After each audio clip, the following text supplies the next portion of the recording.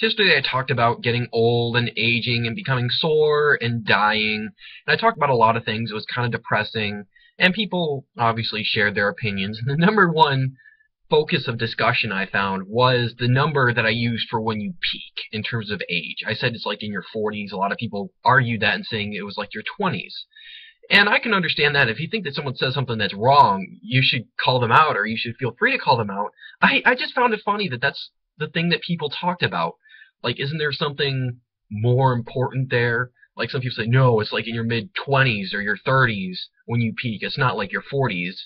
I guess my mentality was 40s is the point where after that you start to deteriorate a lot. Like, you start to fall apart, you become old, as we think.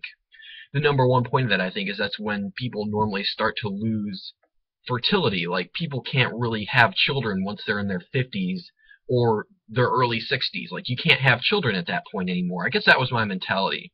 But people contest it, and I guess it just depends on how you define getting old.